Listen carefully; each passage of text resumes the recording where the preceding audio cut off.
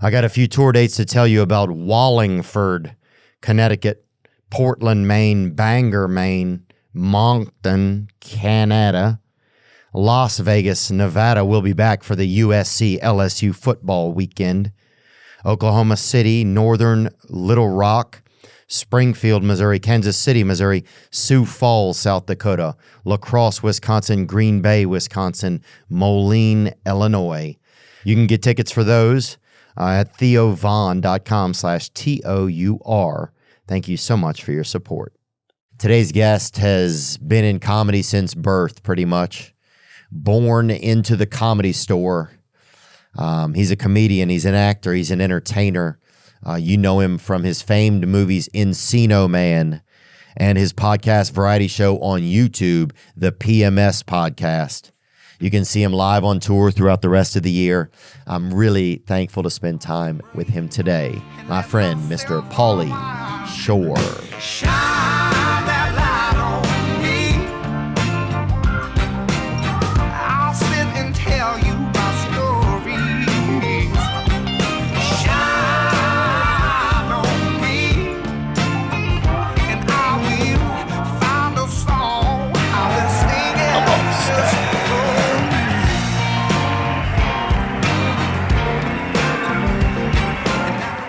So you just had Tommy on?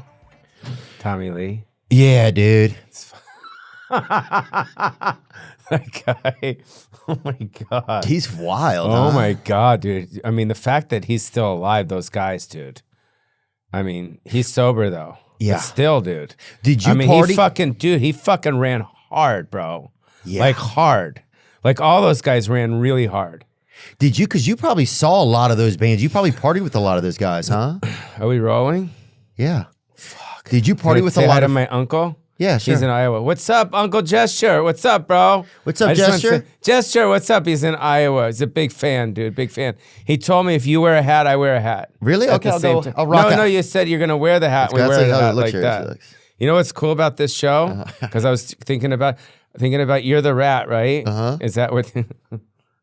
And you are the weasel. The weasel, bro. Yeah. Oh, the rat and the what? And the weasel. What do you think? So I was going to ask you this. I was coming here, and I've known you for a long time. I haven't sat down with you yet. And I always say this to comedians that are doing really well. Like, I've been in the business my whole life. Like, I have. I mean, since I was little. I watched so many guys, come up. I mean, Tony Hinchcliffe now, and different guys like yourself. And I'm not just saying this to get on your dick or any of that shit. I'm really happy for you. And I've said that to you before, and I know how hard it is. Take it in. I know it's hard to let love in, isn't it? Yeah. It's hard to let love in. Yeah.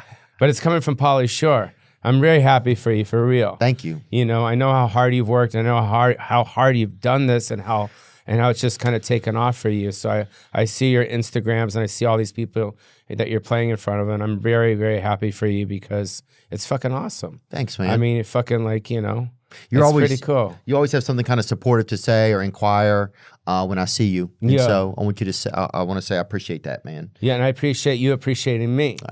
All right.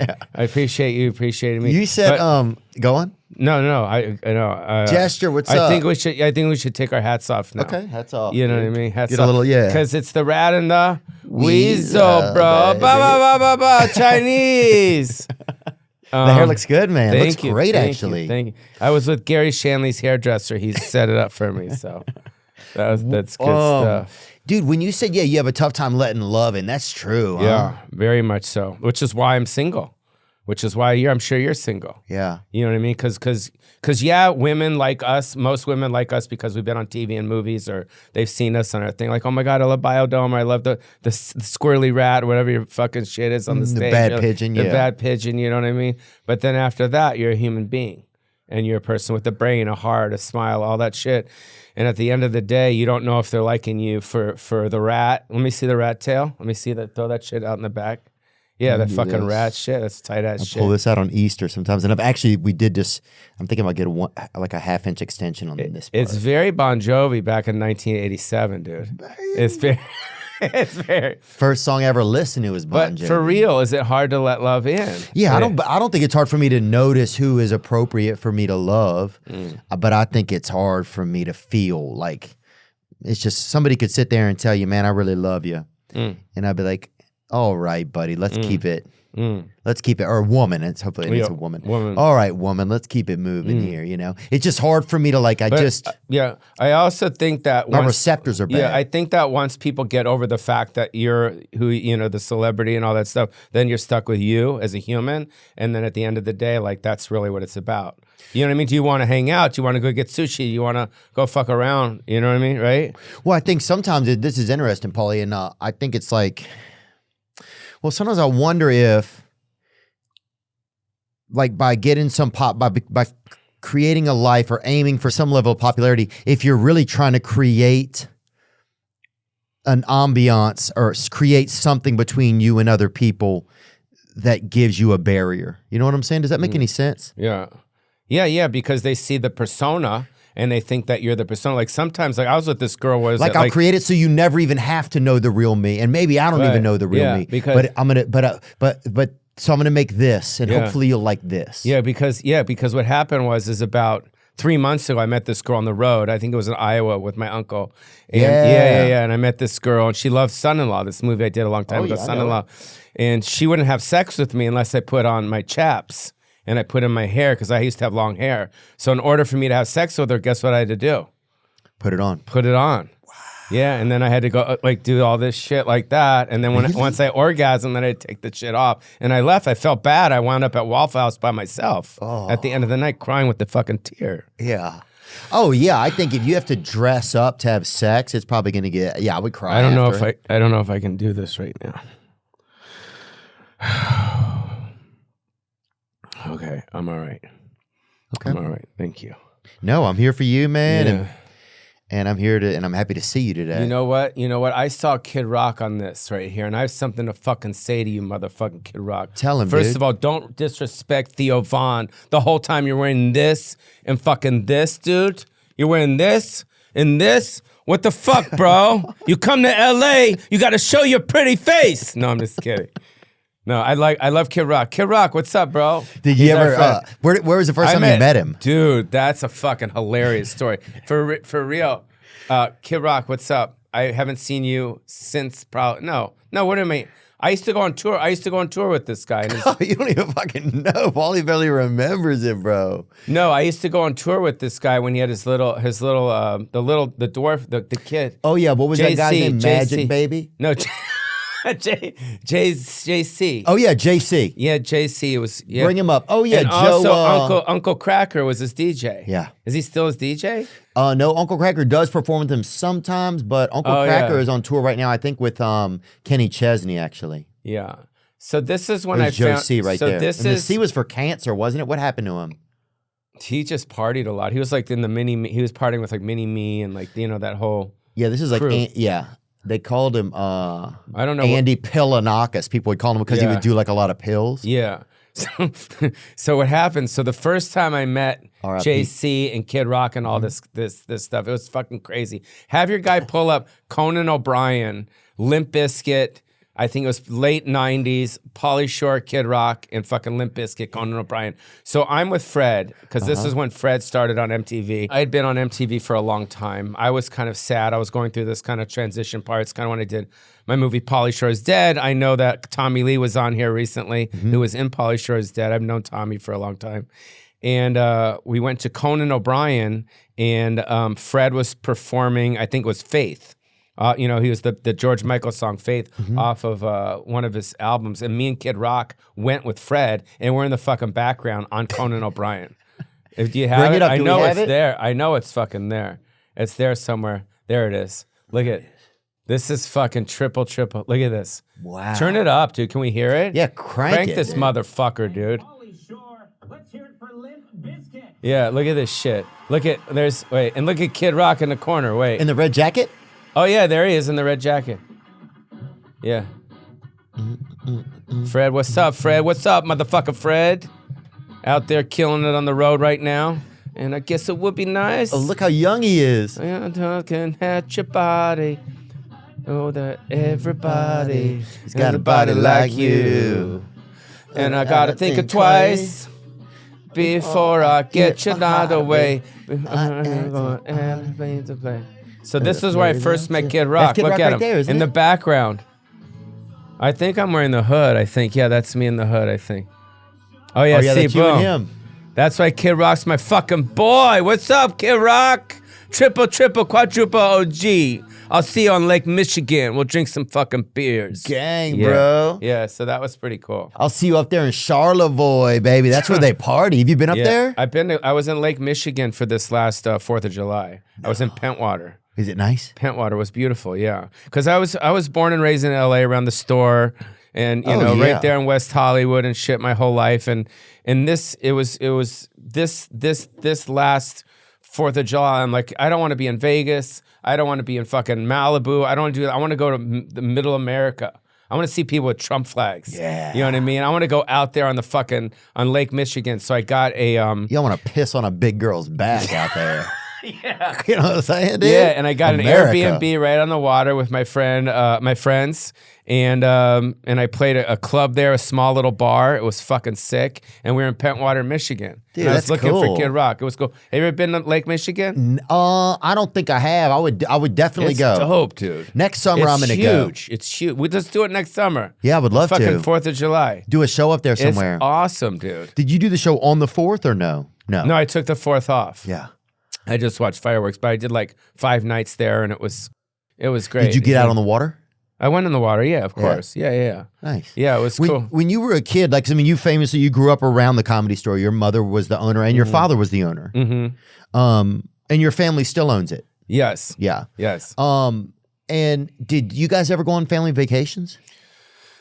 Well, my dad, Sammy Shore, the late great Sammy Shore. Give it up for my father. Let's put a picture of my dad, Sammy Shore. Bring a picture of him up. And I'll say this. I want yeah. to say this about him before we move. Sammy, I got to meet him. Oh. And we would talk sometimes about, this was interesting, he wanted to make like a show about dogs, right? Yes. And so he would call every now and then and we would talk about this show about dogs. Yeah. And his neighbors' dogs and his friends' dogs.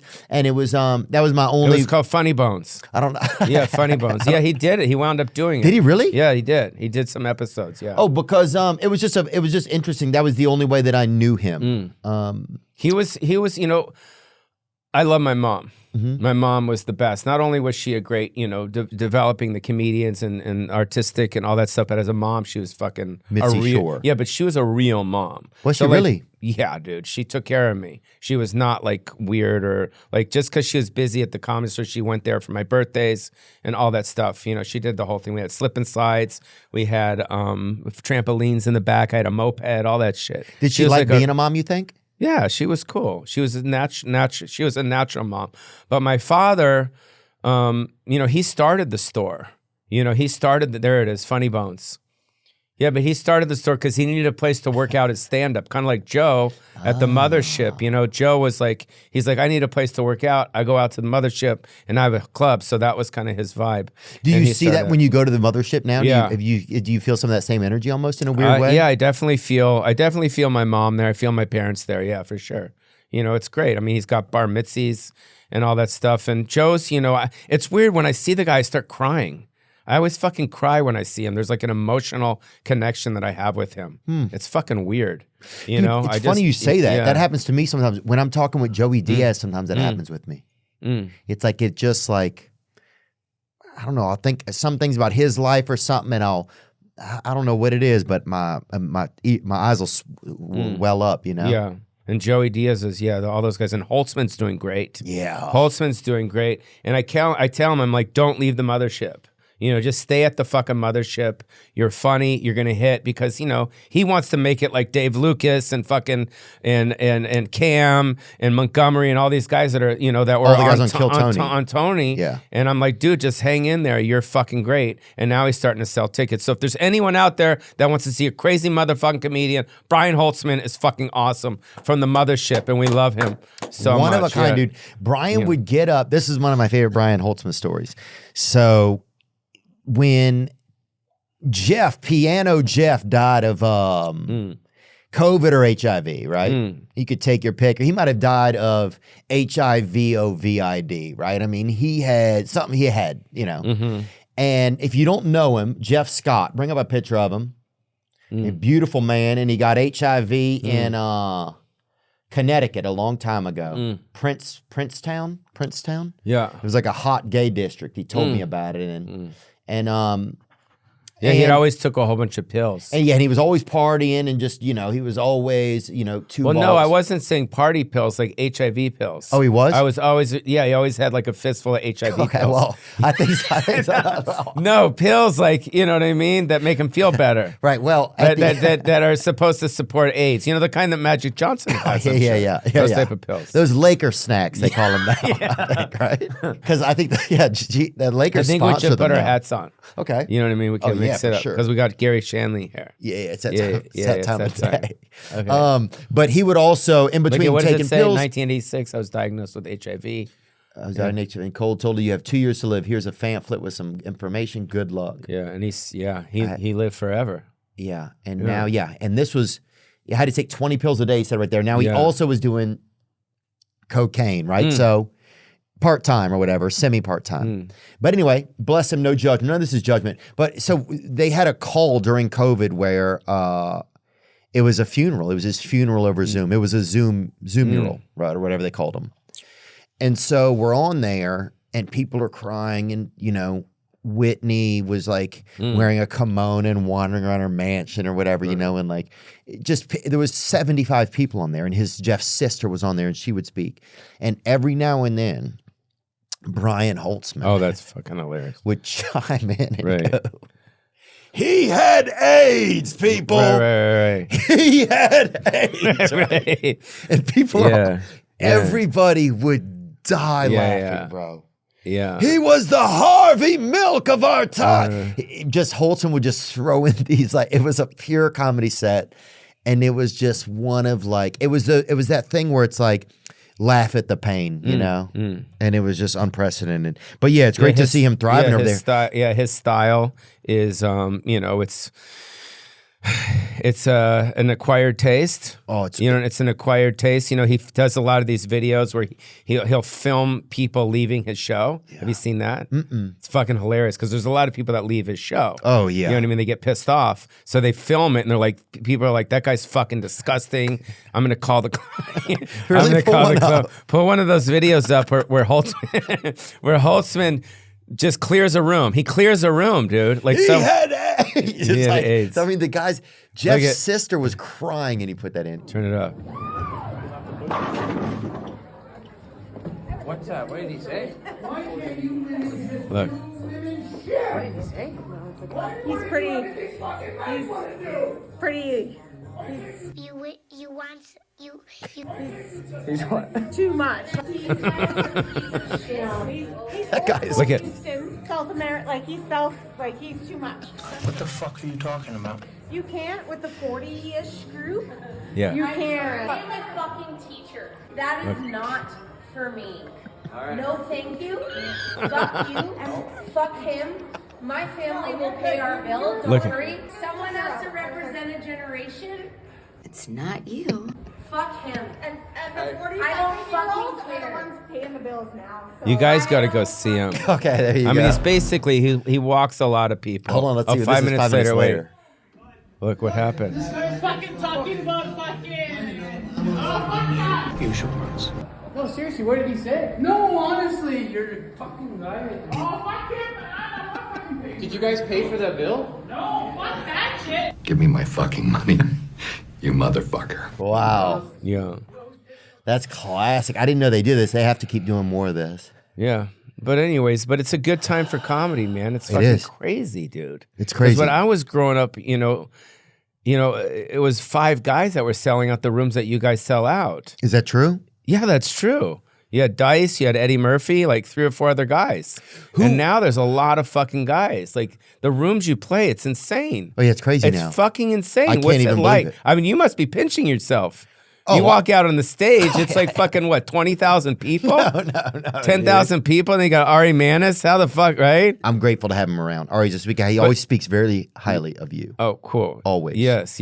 I've taken him out on the road. The thing is with you and I, because we're similar in a way. Like we go out on the road and we bring these guys, and you know, and we know, and you know, I know, and everyone else knows the reason why people are paying for the tickets is for us. But at the end of the day, you got to take care of your guys, and you also, they're there not just to open the show, they're there to hang out for you emotionally, and that's more important. So you got to give them a little extra shekels for that. That's a good point, man. You know what I'm saying? And that's what I do, and I pay for everything, and I take care of my guys because, you know, at the end of the day, we're lonely guys, me and you. I mean, let's be honest, you know, and if they weren't there, you'd have some local opening for you, and then you wouldn't be able to be with your homie. Yeah. You know? Well, it's definitely true. And you kind of factor in, it's like you think like, okay, I want to just, your openers almost become who emotional support animal. Who do I like being around? Who likes being around me? Who can we both be around each other? Hang. It's all about the hang. Yeah. You know, like just sitting before you go on and you feel like those are your real friends. Yeah. And I think that's more important. And then obviously you're giving them stage time and they're making some money. But at the end of the day, we're broken wings, dude. You know, we're fucked up, dude. If your mom was pretty attentive and she was really kind of there, what do you think kind of turned you into the comedian, you think? For me, I don't know. I mean, I've always loved making people laugh, you know what I mean, ever since I was a kid. I mean, it started with Richard Pryor and Robin Williams and all those guys because back in the day, I talk about this on my one-man show. I have a one-man show that your dude told me he saw. It's called Stick with the Dancing. It's about my childhood. And it's everything before I made it. It's all the shit that happened before I made it. Yeah, it's all my childhood shit. But when I was a kid, you know, my mom used to have a lot of parties at the house. So she would always be like, let's go back to the fucking house from the store. You know what I mean? Yeah. And everyone would go to the house, the Doheny house, where I grew up in. And, you know, and it would be like a Tuesday night and I'd be trying to sleep. And I'd hear the party going downstairs. I had to wake up for school in the morning because my mom's guardian, who is a Thai lady by the name of Suni, and the bar manager name was Ted, and he worked the club, and Suni would have to take me to school. And I had to wake up in the morning, but they would be partying downstairs. Yeah. So I had to go downstairs, and I'd have to tell my mom to shut up. I mean, but for real. Because my mom was from Wisconsin, and her voice would go, ah, and it would peer through the fucking laughter. And there would be Richard Pryor, and there would be Robin and fucking Argus and Richard Belzer and Tim Thomerson and Biff Maynard and all these fucking guys. It was wild, dude. Like my shit, like the fact that I'm still around and I'm okay is fucking weird. Yeah. You know what I mean? Oh, I can't imagine. It's fucking weird because I've seen so much. Do you feel like you felt like you had to compete to be like in order to be even seen, I have to be funny because that's the environment it was just around? Because when I told them to shut up, I had school in the morning, everyone laughed. Yeah. So it was like that's of course, dude. Yeah, they would just laugh. So it was like I was, you know, I guess I was funny without knowing I was funny when I was, you know, when I was just a kid. But I always liked making people laugh. Like I always fucked around, and that's what Totally Pauly was. Yeah. I mean, Totally Pauly was like this this kind of like happy accident. You know, the thing on MTV. Mm-hmm. It was just like this fucking. How many episodes did you guys do of it? We shot 6 years, dude. 6 years every day from 3 to 4:30. Jesus. That's what I was telling you when you came up to my house. I'm like, dude, you're like I was back when I first made it because you're like this. People are like, on you. And that's how it was for me. But I was in my 20s. Yeah. How old are you? I'm 44. Yeah. So imagine it when you're 20s. I would not be alive. Yeah. I'd be deceased. So I'd be deceased. But at least then the cocaine was safe to do. Yeah, because you did a lot of that. I did some of it. Not a lot, though? I did enough. Yeah, I did a little more than I said. Yeah. I just said I did. Yeah, I did. Yeah, I did it. Yeah, because you have mental stuff too, right? Well, like, I mean, are you better now than you were? Yeah, some stuff's better. But I think, yeah, I don't know. You know what I liked about, I think I just didn't trust the fucking world, right? There's just something about the world I didn't trust. I didn't trust it out of the gate. You trust me? I don't know. We'll see. Okay. I didn't trust the world out of the gate. But there was something about a joke, right? That you couldn't if I got you to laugh, if you laughed, it was like... Yeah, I think we should take our hats off. Okay, I'd love to. Okay. I think it's a great idea. Yeah. Do you have glasses? Yeah, I do. Let's put some glasses on. I think that... Don't you think it makes sense? Will you bring my glasses that are in just there? because we're trying to do... They're in the front of my book bag. They're lenses-less. Yeah, we're trying to do a theme thing here. Like Okay. like the Belushi, like what is it? Oh, like Blue Bonnet or whatever? No, like Blues Brothers. Blues Brothers. That makes sense, right? Yeah. That's cool. Okay, so go on back into the laugh. There's the Blues Brothers. But there's something about laughter, man. Like, it was just it was like magic. It was like, how do I do magic from over here? Like, make you feel a certain way, but I don't need to go over that. It's like, what do you do? And laughter was that. If you could get somebody, you'd say something, and they went from whatever their state was, and they laughed. I was like, oh, that's real. That's authentic. It's authentic. I can rely. That is, they couldn't have faked that. And you can tell if they do. Yes, exactly. So you're from the Bayou, though, right? So it was something like that. I'm so from you're down from there the in Bayou. Oh, this is good, dude. This is like a theme thing. What? Oh, wow. Oh, wow. So you don't have shades on there? Yeah, the shades, we can edit them They're in. clear? Oh, you edit them in? Oh, that's sick. Well, So this is da-na-na-na-na-na-na-na. Jackie Onassis. Da-na-na-na-na-na-na. Take your old records off the shelves. Okay, so, all right. So that was something that was fascinating to me. Dude, I want to know this. Who came by the store, right? Who came by the store, Pauly, over the year? Like, I mean, what about when Jim Carrey came? Were you guys just like, what? Like, who came and it was just something so novel? Did you ever see a popcorn machine put popcorn out? Where pop pop pop pop pop pop. That was like the store back in the in the 70s, 80s, and 90s. Yeah, it felt like that. My mom was the center. She was the central kernel. You know what I mean? So so boom, you got Jim Carrey, boom, you got Dice, boom. You got fucking, Arsenio, boom. You got Roseanne, boom. You got, Eddie Murphy, boom. You got Richard, boom. You got Robin, boom. It was just like boom, boom. But everyone was doing drugs and everyone was drinking. And it was just like normal. Yeah. And Sam Kinison was the man. It was part of society. It was very common. That's why when Tommy Lee was here, he was here, I guess, earlier or whatever. He was part of that whole thing because him and Sam Kinison were very close. They were? Yeah, very close. Fuck, wish I'd have known it. And then also Vince Neil, who I talked to about a month ago, he lives in Nashville. Yeah. Do you know that? Because you live in Nashville. I see him sometimes. Yeah, and he says he's got a huge, he's the only one that's still not sober. Like everyone else is sober. Yeah. And Vince is like, no, fuck that. I'm like, cool, I'm hanging out with you. Yeah, dude. Vince is fucking wild. Yeah, there bro. you go. Oh, that's so cool. What about the story with Kinison and LeBove? Did you know about all that? Oh, very much so. Yeah, that's a wild story. Take me through some of that story.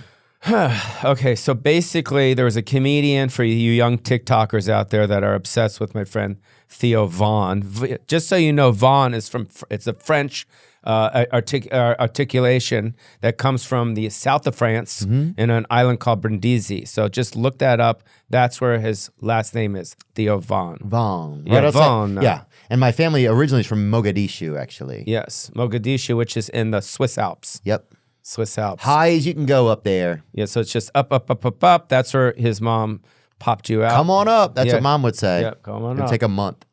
Yep. So just to do the quick version, there's a comedian named Sam Kinison. He was on fire. His best friend was named Carl LeBeau. Think about Amir K, and you guys are doing drugs and getting fucked up and blah, blah, blah. And Amir K is married, and Amir K has a wife, and you fuck his wife, and then you get her pregnant, and then you die, and then Amir K has your baby, and then Amir K winds up having to pay for your baby. And he thinks it's his baby his whole life. No, because it looks like fucking you. But they never got a blood test, I don't think, until later, right? Until kind of later, yeah. So for 16 years, 18 years, like he had to, Carl was paying for the baby. Carl was paying supporting the child and thinking it was his daughter. Yeah. But it was fucked up. And I still haven't met the kid. Wow. And I really want to meet the kid. So that'd be pretty fascinating. We should get her on this fucking show. I wish we could Zoom right now with her. How sick would that be? Sam Kinison's she's like, what's up? Yeah. She just, oh. Being an adult has its high points, I'll say that. You can eat ice cream for dinner. You can sit in your car and have you a dang waffle in there if you want. Eat it with your hands. God, that's nice. But it's not all fun. You also have to do your taxes and figure out what's for dinner, and you have to make doctor's appointments. But for that, there's ZocDoc, the healthcare app that makes adulting that much easier. That's right. ZocDoc is a free app and website where you can search and compare high-quality in-network doctors, choose the right one for your needs, and click to instantly book an appointment. Finally, there's a way to do that easily. We're talking about in-network appointments with more than 100,000 healthcare providers across every specialty, from mental health to dental health, eye care to skin care, and much more. Plus, ZocDoc appointments happen fast, typically within just 24 to 72 hours of booking. You can even score same-day appointments. You know, I hate looking for doctors the old way. It's confusing. You got 3 windows open on your computer, and ZocDoc, that's the way I'm doing it. So stop putting off those doctor's appointments and go to ZocDoc.com/Theo to find and instantly book a top-rated doctor today.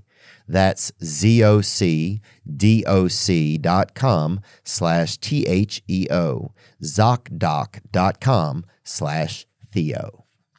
Is pornography causing a problem in your life? That's a good question. It's a real question. It has in mine. It has at certain periods in my life. Watching porno and everything, and watching porno was it was ruining my life. It was ruining my life, man. Made me feel just so much shame. That's what it did. Well, watching pornography has become commonplace today, and oftentimes men will use porno to numb the pain of loneliness, boredom, anxiety, and depression. That's all. I want to introduce you to my friend, Stephen Wolt. Steve is the founder of Valor Recovery. He is a dear friend of mine. And Valor Recovery is a program to help men overcome porn abuse and sexual compulsivity.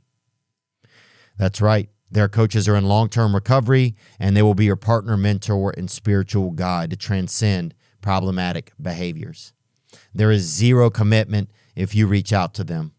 It's just the first step in trying to figure out if you may need some help, or if you can get some help.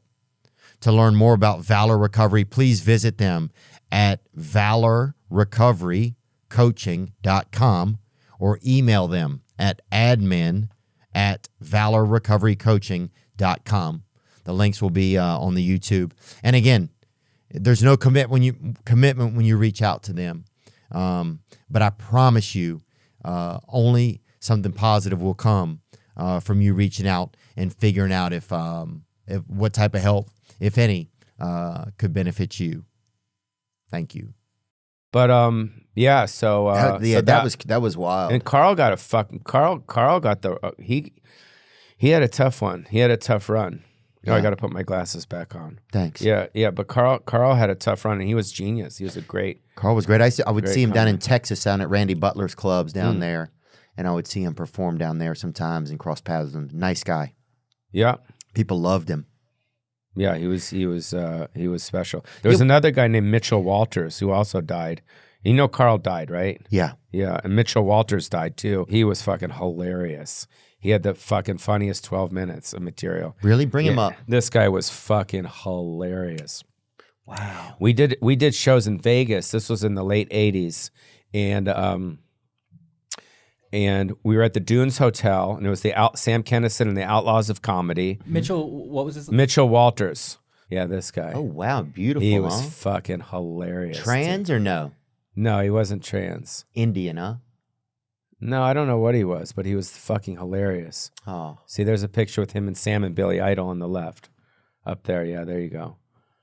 Oh, wow. So before one of the shows at the Dunes, this was the late 80s, this is when Sam Kinison was getting sued by United Artists for not showing up on his movie set, So Mitchell Walters comes up to me before the show, and I said, Mitchell, we're going to hang out after the show, right?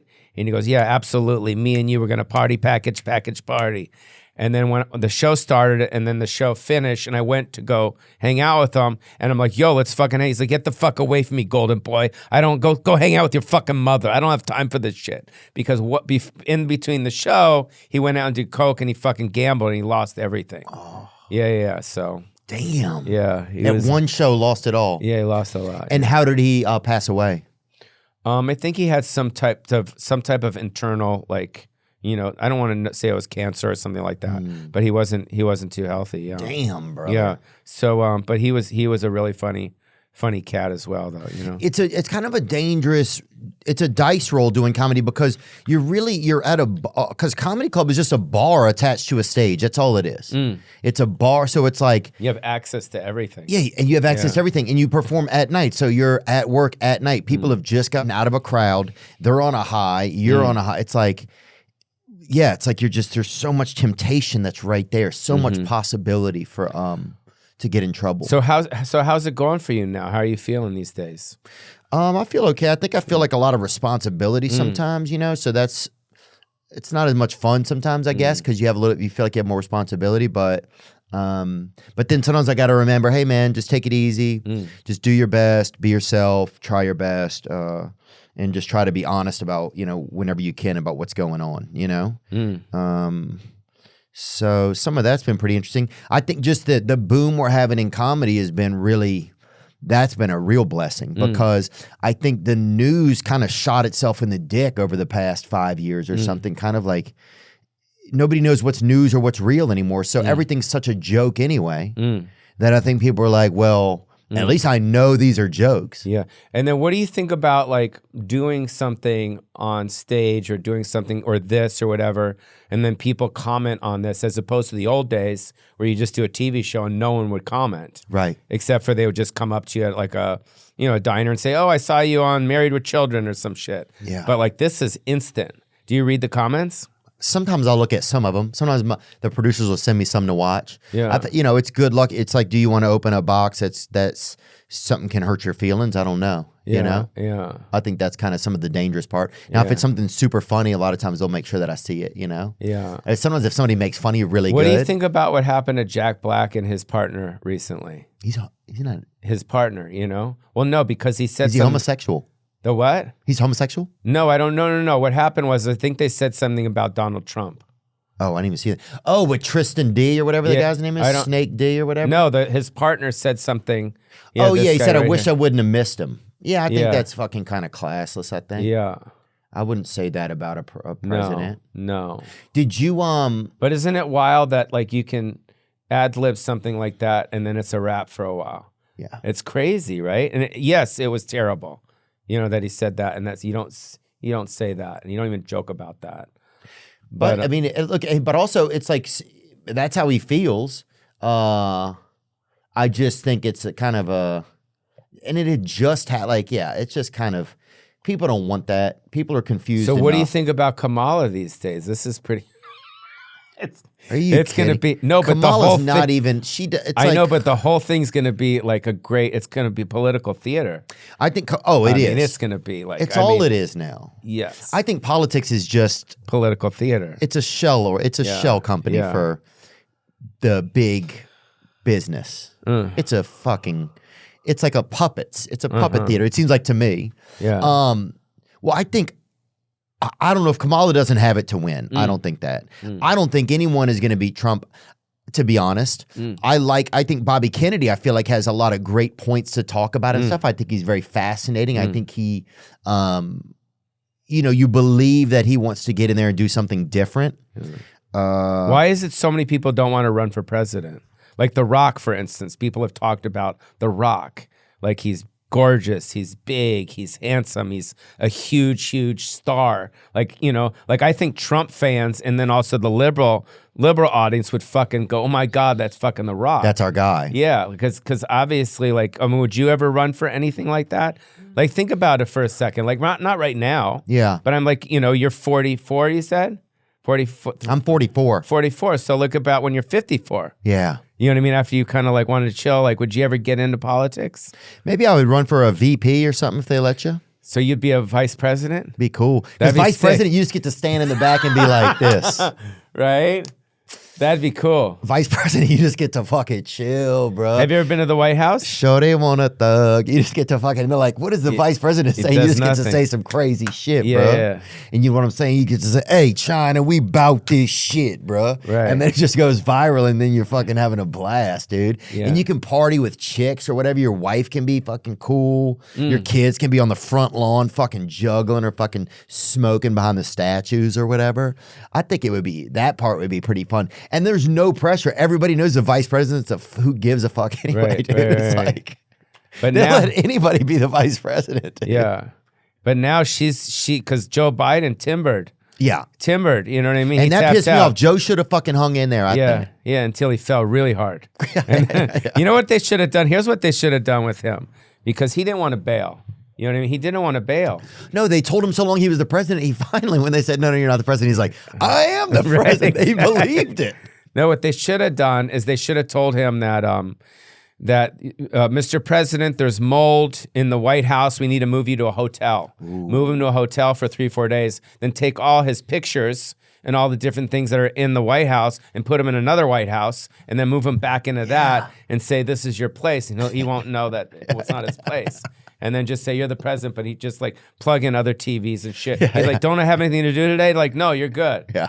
They're like, no, your dog just bit somebody. Now eat some ice cream. But I felt bad because he was, he was being puppeted, it felt like. Yeah, but he was also, I've been around, like my mom, for instance. My mom wasn't well, towards the last good 10 years. She was, Have some dementia. Yes, she had that whole thing. So that was affecting me watching Joe. It reminded me of my Same. mom. And your grandparents or people's watching grandparents, it's not fucking funny. Oh, if you did You know that what I to, mean? yeah, I mean, my father was 70 when I was born, so he was an old man. Shit. So I can totally relate to the sense of like, it felt like somebody's being taken advantage of a little bit. That's what, Yeah. and that really, I don't care what side of the things you're on, but that to me just felt, it must look cringe to people in the world if that's how we're willing to do with our senior citizens. And then also, like, every time he walked off a plane, wasn't cool. Like, it felt like he was going to fall. Yeah. And then it wasn't cool. And it's like, I didn't want to see that. Right. You know what I mean? I didn't want to see I'm glad that nothing bad happened. That's a good point, huh? All those Yeah. little stages they put them on. The scariest thing the scariest thing for a senior citizen next to more than one ottoman in a room is a little stage, dude, because there's nowhere really to go except for down. Yeah, just stairs. Yeah, one stair, two stairs. Yeah. So So that shit was bunk, dude. What do you think? And it looks like almost they tried to kill Trump. Someone did. It didn't work. And so then Biden, they're like, well, if that doesn't work, then Biden has to step down because we have to put somebody that can try to win. I don't know if that's true, but it looks a little bit like that. What do you think happened? What do you think? I think he's a sicko, that little kid. Oh, you just think it was just the kid acted alone? Yeah, it was a sicko, yeah. I think so. I think it was just a sicko. It's like a lot of these school shooters are they're, you know what I mean? They're not all up there. Who's going to take a gun and go shoot up a school? It's just disgusting. Oh, yeah. So it's like, for someone to do that, it's just repulsive. Yeah. And I don't know. I mean, no comment. It's just sad. The kids are fucked up. Like It's heartbreaking. And then the kid is dead now. And you wonder, like, did somebody get to this kid and inspire him to do that? The thing about having another shooter, because some people think that there's another shooter, but you would had to have had then somebody had to have hired the kid. They have to know the kid's going to do it. And I don't think that happened. I think he's just a wacko that knew Trump was, you know what I mean? Going to be speaking. But then it's unbelievable that the Secret Service wasn't able to, like, if people Because they were checking their Instagram. Yeah, probably. Absolutely. They're just self-involved with their own bullshit, and they weren't focused on the whole thing. Either way, I like, at night, I was fucking with you the other night when we were texting each other. I said, I gotta go. I'm going to sleep. I'm watching Fox News. Mm-hmm. You know what I mean? I just, I started watching Fox News with my mom. She loved it. Really? Yeah, she loved it. She would just watch look at Bill O'Reilly. And then she'd see the Fox News anchors. What the fuck is her horse teeth? She's got fucking horse teeth, Pauly. With all the Fox News anchor girls, she'd always get angry. What the fuck is she looking at? You know what I mean? She looks like a horse face. She would say that shit. It was fucking hilarious. So I would always watch the news with her. Oh, we'd that's watch nice. CNN, we'd watch Fox. Any other and she shows y'all would just watch together? Game comment. shows or anything? Tommy would bring over comedians sometimes. Tommy, the old talent guy, yeah, he'd bring over comedians. What do you think of him? Shit like that. I miss Tommy kind of. Yeah. What do you mean kind of? I miss him. Yeah. He was fun. He was a great guy. He was there when I got there. He was such a character, how he kind of like, Well, he was funny because he said he stayed. Man, you're doing it. Yeah, him and his girl Steph, they stayed at the Hyatt, and he says, well, it seems like the Comedy Store's calling me. It's right down there. They want me. They want me to run the Comedy Store. Don't you understand? Well, that's how it is. That's how your mother wanted it, Pauly. Listen to your mother. She's the queen. You know what I mean? It's pretty cool. What do you think of his relationship with your mom? What do you think it was like? It was good. Yeah, it was good. I mean, he used to do shit with my mom that you're not supposed to do for someone that you're working. He used to carry her up the stairs. I mean, she would literally call him up, help me up, I can't get up, And it was, she would be working the cover booth, and then Steve Renazizi would have to come in, and that's when he stole the money. But that was another conversation. That was supposed to be funny. Anyways, all right. No, I think it's like, because I never knew exactly what happened. I just knew So what happened was my mom didn't trust a lot of people. Right. And my mom loved Tommy, because, she just, she took to certain people. My mom took to certain people, and she really liked him, and she trusted him. So when she couldn't get up the stairs, because she would try to get up the stairs, she would call the store and she'd say, can you help me up the stairs? And then he would be like, Mitsy, I can't. You know what I mean? I'm here in the cover booth. There's people. I need help up the fucking stairs. Let's go. And then that's when, Tommy would get Renazizi or someone to sit in Benji or whoever, and they'd sit in, and she would go, and I would be there, and I would help bring her up the stairs. And then, he would sit with her for a long time and watch the TV, and sometimes not even go back to work. So he did stuff that you weren't supposed to do as an employee, but that's what my mom was. That's what the store was. The store was always about, helping people. And if you stole, that's on you, Yeah. So.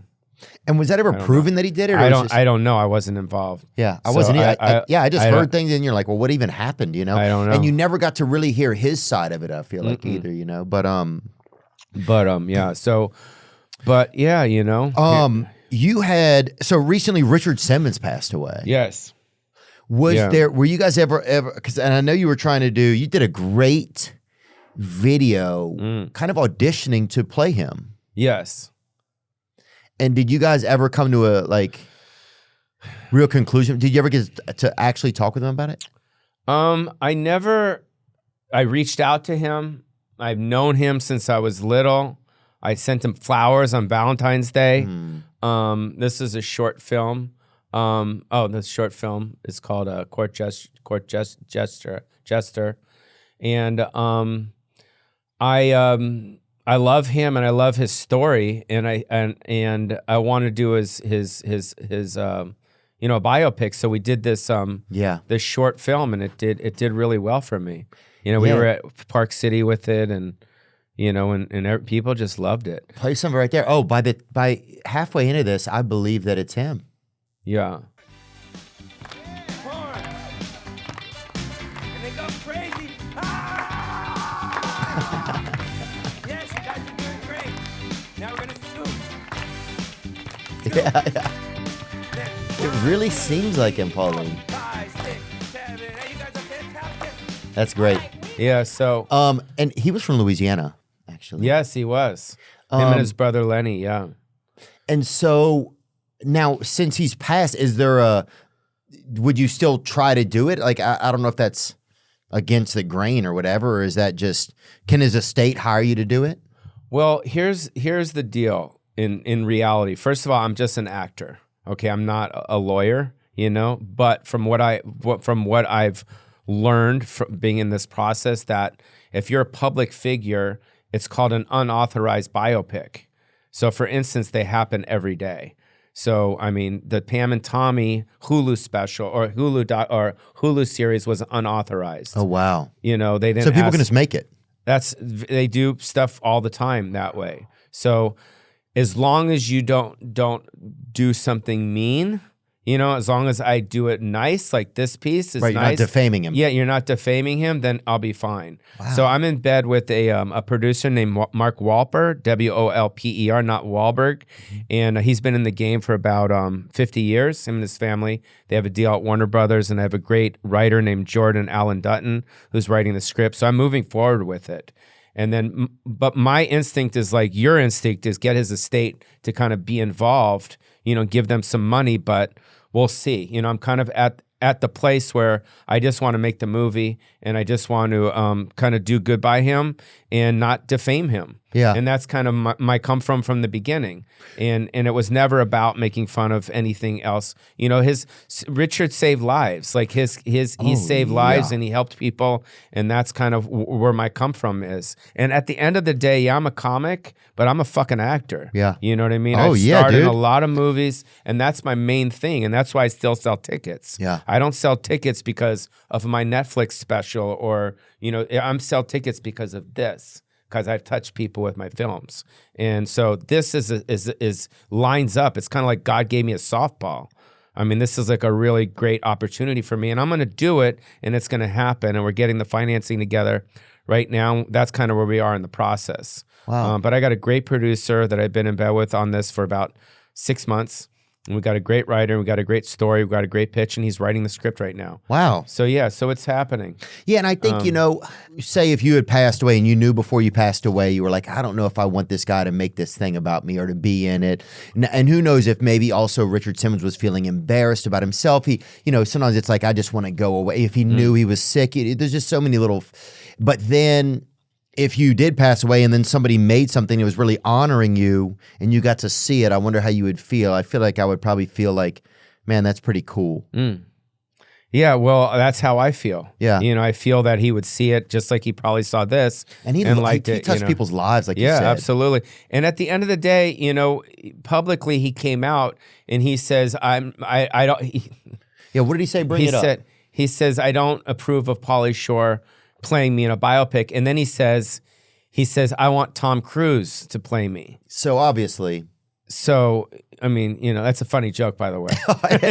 Really? You know what I mean? That's actually very, you know what I mean? But here's another thing, Theo. Like, how do we know this was even him writing this shit? Oh, how totally, do we even dude. know he this was could writing be some this shit? twink that he met at the airport. Or one of his handlers. You don't fucking know. Who was probably a twink that he met at the airport. Let's be realistic. It's LA. What does it say? I just read that a man that I don't know is writing a script about bio. I do not approve of this movie. I'm in talks with a major studio to create my own biopic. Meanwhile, he passes. Right. So obviously so you got to read your own room of your life. Like if you're passing away, you're not writing that type of stuff. No. You're fucking worried about trying to live. Yeah, dude, you're fucking counting T cells, homie. You're not over here fucking milling around on your typewriter. That's another thing I want to get to the bottom. I want to get to the bottom line because, I love Richard and I know Richard loves me and I know Richard loves my mom and I know that I don't have a fucking bad bone in my body. Yeah. And my come from is all about love and putting it out in a positive way. And I don't know and I don't believe that he's the one that wrote all this stuff. That and if anything, I got him out, meaning like I got him to just speak. Yeah, because he'd been That's a so good recluse point. for so long. Yeah, people hadn't heard from him in a long time. Bring up some of the videos where he helped women lose some weight. I mean, he was the first kind of influencer. He was like a professional wrestler that never wrestled but danced the fat off of the Midwest and other parts of America. And he made it fun. Yes. The Ellen stuff is great, yeah. Yeah, there he is. Look at Party Off the Pounds right there. I remember my grandmother had Party Off the Pounds, dude, and I would sit and watch her move to this. Hilarious. Before she hated me, but still. Look at him.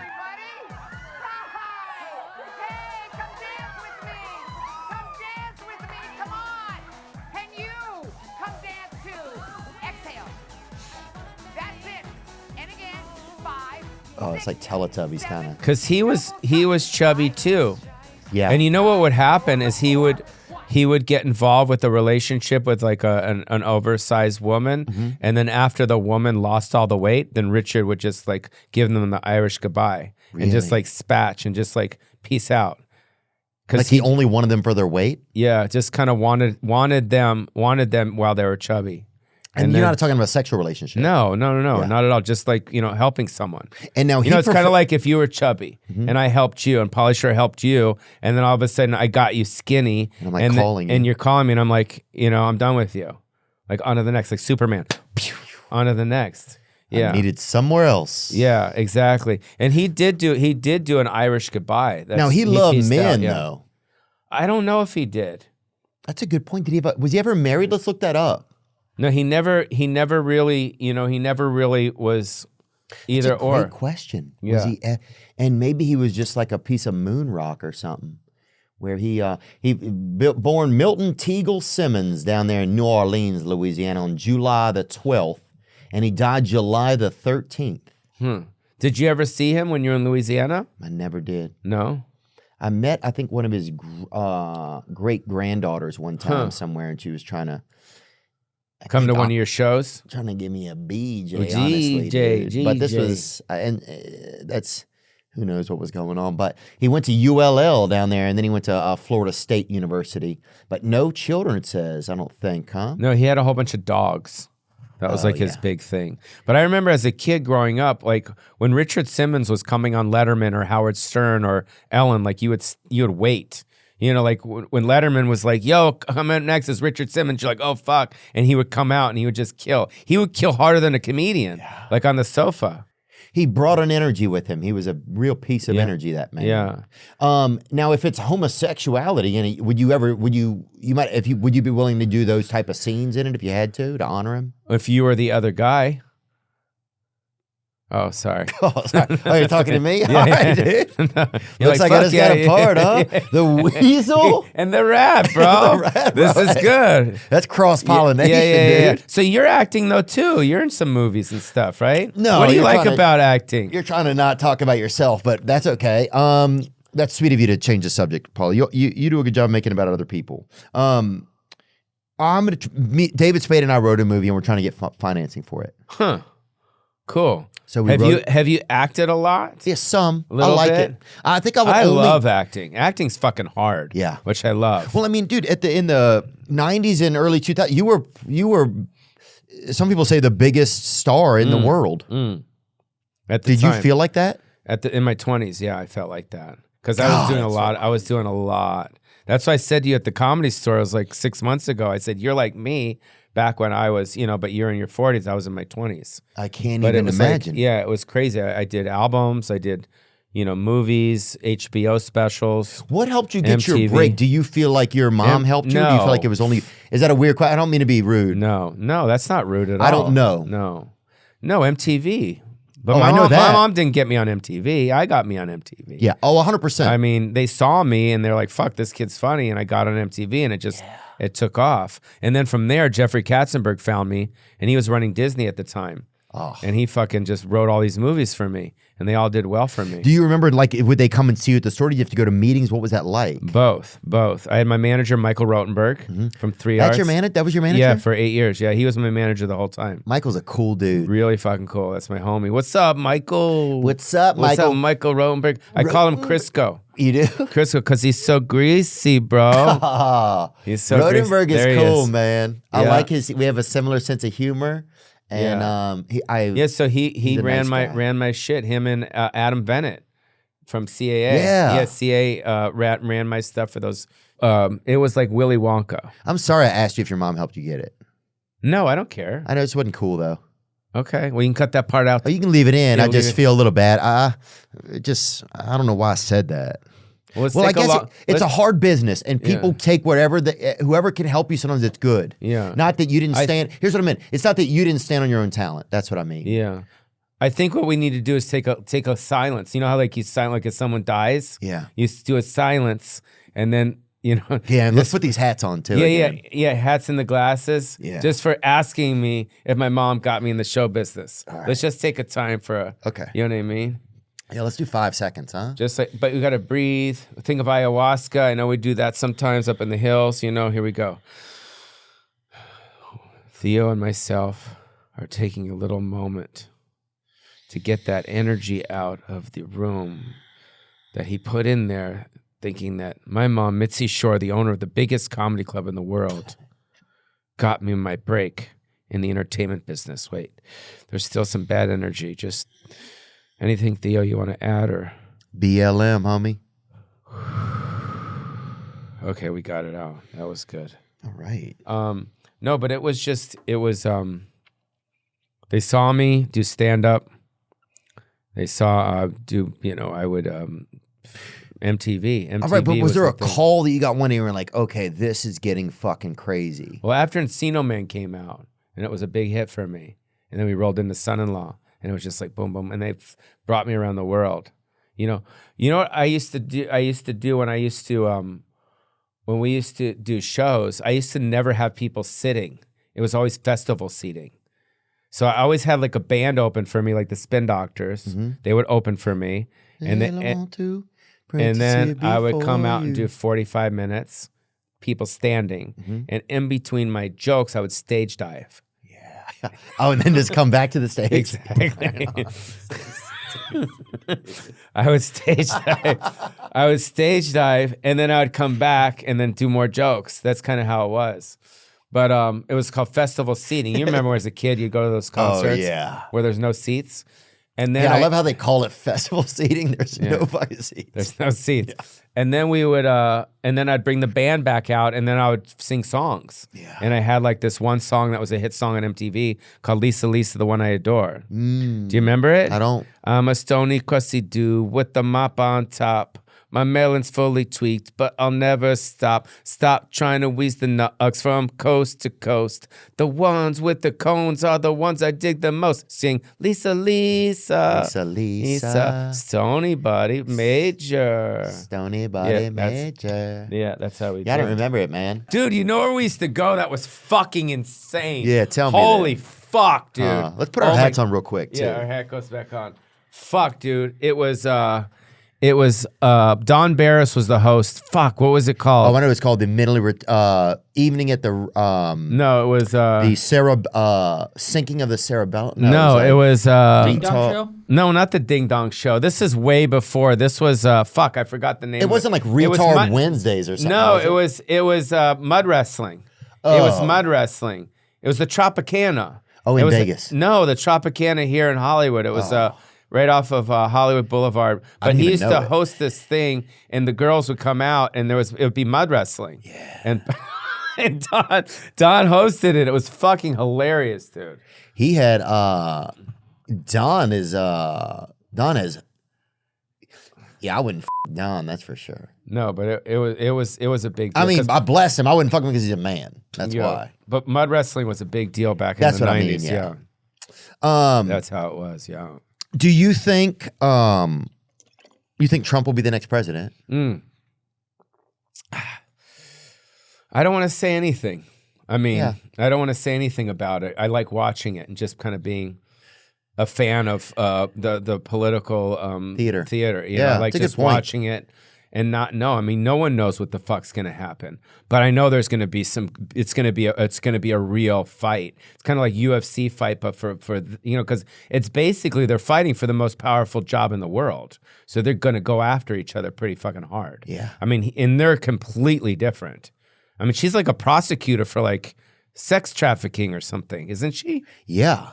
I mean, I don't know. Isn't she like? I don't know. I San thought she was an Francisco? undercover cop or something. What was her original job? She was a district attorney previously. District attorney. But didn't she wasn't she a prosecutor? Yes, like so she would prosecute on behalf of I think like the Bay Area. Oh, like CSI? I don't know. Huh. Yeah, I don't know. But either way, she's not a fan of Trump. Right. So it's gonna be a good bout. And he's not a fan of hers. So it's gonna be fun to watch. Did you ever get to party with Trump back in the day anywhere? I did see him a lot back in the day. Yeah. And what kind of guy like did he if he seem saw like? me, he would fucking laugh. Yeah. Like he'd be like, fuck, Pauly Shore. He'd be like, you're still alive? What the fuck? How the fuck are you still around? He was cool. He was the first time I used to see him was in Daytona Beach. And this was back in the 90s. And this was when we did spring break for MTV and all that. And you had yeah. Rodney Dangerfield, Vince Neil was down there, John Lovitz, and Ron Rice was the owner of Hawaiian Tropics. That's when the hard tits came out. Remember that? Yeah. Remember when hard ass tits came out? And people were Fabio, like, remember Fabio? Yeah. He was around. That was around like people were, look at my tits, and they look like you could. Yeah. Like if you went like that, it was like. Yeah. Like if he touched it, fucking my squeaked. Yeah. You're like, damn, what are they made out of? And Fucking... they would like lean over and you'd see these like bags they'd be hanging out. Yeah, and they would look like it was like it was almost like somebody was like had made them out of like dish gloves or something. Like they were like right. Like if you pulled a shirt on them you could hear them like it was just like damn, bitches are plastic, bro. Yeah, and this one girl I was dating, her boobs started moving, bro. Oh yeah. Yeah, he wound up on her back. Oh, but it was wow. cool though, because when I was doing behind doggy style, they're right there, bro. Easy access. Chinese is cool. Chinese is good, dude. Cool. So But, so that's right. Some of that is the moon too. Wherever the moon is, that's what's neat about some of those. When wherever the moon is, that's where their tits will go. Yeah, and that's beautiful. A lot of you guys know we started off with our first advertiser ever was Gray Block Pizza. Get that hitter, baby. And the owner of Gray Block Pizza, my friend Thomas, evolved his business up in Oregon to start Blue Cube baths. And he sent me one, and it's absolutely beautiful. A wonderful cold plunge, the best cold plunge in the market. If you value American-made and pinnacle cold exposure, this is your cold plunge, Blue Cube baths. What I love is you can set that temperature, get it down to, I mean, you might be able to ice skate in there. I haven't put it that low, but you can set it to a place where you feel comfortable. I'll get in at around 50 degrees for about 10 or 12 minutes. And that's what really sets me and activates me. I've done it before podcasts to really put me and just put me in my body and put me in the moment. You know, the positive side effects of cold plunging are countless. You can follow Blue Cube's Instagram for a chance to win your own cold plunge this spring and summer. That's right. They're giving one away. They will announce the giveaway soon. So follow them at Blue Cube Baths. And we wish them the best of luck. And thank them for supporting the podcast so early on. But yeah, I would see him at the Daytona Beach, like and the Hawaiian Tropic. What did he seem like? This is my number one thing about Donald Trump, right? I've met him a few times, but not had a chance to really engage with him, right? So you get an idea of him, but you're always like, well, what is he like? Like, you know, like you, if I never got to talk to you, I would have like, you know, some general thoughts, but I wouldn't really know, well, what is he like? Like, do you know what he's like? Like, is he like a business guy? Is he just like a fun guy that plays tennis? Like, I wish I knew more about how he is. Does that make any sense? Yeah, no, I never had those type of conversations where I'm like, oh yeah, I remember one time we talked about this. Right. It was always like, kind of like when I'd see Hugh Hefner. I would never really engage in a conversation with him. I'd always kind of wave, shake his hand, and you know what I mean? So with Trump, it was like the same thing. Do you miss those parties over there? Was that fun? It was fun because it was before the whole social media thing. But it's kind of like even driving down Sunset Boulevard now, it's fucking depressing. You know, the store's the only thing that's fucking popping. You know what I mean? Yeah, a lot of shit is just fucking. Yeah, but you drive down Sunset on a Saturday night, there's nothing. It's just tumbleweed. People don't go out. It is quiet, huh? People don't go out anymore because people are scared. They don't want to be around the photos and the videos and, you know what I mean? People, so the parties are in the house. People stay in. And also COVID as well, people shifted and stayed in that. Unlike if you go to Texas or Florida where people don't give a fuck. Oh, the second I got to Tennessee, people were spitting in each other's mouths and shit. You know what I'm saying? The kind of shit America's about, you know? Yeah, so. Recycling. But here in LA, it's just like, it's, you know, it's. It has gotten quieter, huh? Yeah, it's the word is joy. There's not a lot of joy in like Hollywood anymore. There's no like fun. Although Silver Lake, Echo Park, Los Feliz, Hipster, those are fucking fun, dude. Yeah. Like that whole area, East Hollywood is fucking, it's fun. Yeah, it is interesting that Hollywood, it's kind of quieter now. Yeah, and even when I went to, where is everybody? They're not going out, or they moved. They moved. And even just in your life, have you seen it just change so much? I think after COVID, and all that whole, it just shifted into, a different time. Because when Rogan and them were at the store, that was crazy too. Remember that? Mm-hmm. I mean, you go on a Tuesday night, bro, and it was insane. Yeah. Here's a video. Just how bad Hollywood is. What is this? This is a guy saying how bad it is in Hollywood. It's not fun. It's not joyful. He's talking about just the industry and what they're making right now. So I wonder if that's having an effect. Pretty bad here in Hollywood, and now we have some numbers to back it up. Film LA has just released their report on location and stage-based production data. Let's take a look at what this means. Production in LA is down, way down. From just last year, feature films are down 3.3%, versus a 5-year average. As we know, things were bad already. It is 23.8% down. Commercials are even worse. Over a 5-year average, 36.1% down. Television is down 45.8%. Crazy. And whatever other is down 20%. So like industrial film, short film, just everything. Reality TV looks insane. The purple line here is reality. There's COVID. There's the strike. There's where reality TV is in LA right now. So as you can see, just across the board, everything is down. All in all, versus a 5-year average, production shoot days in Los Angeles, California, the home of the film industry, are down 33.4%. Wow. Yeah. So I got a little curious and I went to the Bureau of Labor Statistics to get the numbers on unemployment rates in the motion picture and television industry. Now, they do lump the sound recording industries in with this, but as you can see, it's not good. That is a 16.1% unemployment rate in the motion picture and television industry. And that is from June, so that is not counting the massive layoffs that just occurred again at Warner Brothers Discovery, and it's definitely not counting all the ones that are about to come. I mean... So just interesting, and I'm not saying all this is like exact, but I saw this the other day and I was like, wow, yeah, I wonder if there's just not as many people here as well. Well, it's also the business has shifted. Yeah. The business has shifted to this. I mean, look how many millions of people watch you doing this. You know what I mean? So it's not, everything. And look at the OnlyFans girls. I mean, you probably know a lot of women that, back in the day, if you were a pretty girl and you had to come to LA, you're Maxim, Playboy, Penthouse, Hustler, FHM. Right. And that was it. You had to get in one of those. Now, no one needs those.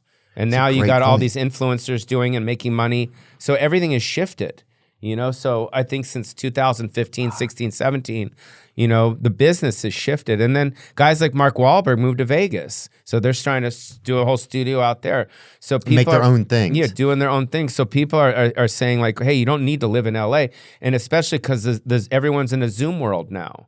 No one goes to fucking meetings anymore. I feel bad for people that own office buildings. Yeah. I mean, think about it. I mean, how big of a nut is that CAA building? You've been in there. Yeah. It's fucking massive. It's huge in there. You know how much that is for rent? And the agent's probably like, I don't feel like going in. I'm going to get sick or I'm going to stay home. And they just let them. Look at that. Yeah. And then a lot of new agencies kind of started up when social media started because, or when TikTok and people popped up on Instagram, they joined like groups like Shots. Have you heard of them? Who owns Shots or who started Shots? SHOTS. But it's the Wild West. But that became like the agency. It was like a new, what I'm saying? Because CA and they weren't even on board. Different agencies weren't even seeing this sort of thing. Yeah. So I mean, there you go. The Shots Podcast Network. Shots Podcast Network is a company, founded by John Shahidi. I didn't even know that. And Sam Shahidi. I know these guys. The company was originally founded as a software development company in 2009. In November 2019, Spotify announced a suite of podcasts and included a partnership with Shots Podcast Network. But yes, groups like Shots became the representatives for a lot of talent. And so they weren't even working with the agents, the original agencies anymore, the big agencies. Yeah, it's changed. Well, it's completely changed. Yeah, the other day someone was like, "Do you want to be in a movie?" And I was like, "Is it going to be 40 seconds long? Is it going to be on TikTok?" That's hilarious. Yeah. Kids can't even watch a movie without taking a pill now. Some kids, they're like, "Mom, give me 2 pills. I'm going to watch a movie. Give me half a." I can't. That's the same with me. I got to have a pill when I watch my movies too. Yeah. No, but it's true. Like you watch. You're watching you're watching the news, and then you're watching your Netflix, then you're on your Instagram, and you're looking at your thing. It's fucked up, but it is the way it is. It's like he's got us. Steve Jobs got us. He won, huh? Yeah, he got us. I mean, we're this. And it's just the way it is. You know what I mean? And the wildest part, Pauly, I think one thing is that some people for years have been like, you think we'll live forever? You think there'll be a time where we'll live forever? And now I do, but it's not in the way we think. It's going to be in a digitized way. It's like eventually from this episode alone, they'll be able to make a you and a me that can exist in some virtual world where you could talk to us anytime. This is good. We could be in Japan tomorrow. Oh, yeah. This is good. Sona. Hey, sayonara. Sayonara. Los tits, los tits. You know, it's about the numbers. It's about the eyeballs. You know, you, Joe, Tony, Shane Gillis, you know, all these guys, like you fucking tapped into it. You know what I mean? Yeah. I mean, you don't need all that shit because at the end of the day, everyone's coming after you now. I mean, they see the tickets you're selling. They see the numbers that this is. You know what I mean? It's fucking crazy. Like if you wanted to star in your own Theo Von series, like fucking everybody, what's the guy? Everybody loves you know what I mean? Randy or whatever? Yeah, the Randy Redwoods. No, the fucking Rick Springfield in it? Who was in it? No, you know what I'm saying. What the fuck is Romano, everybody loves Raymond? No, Tires?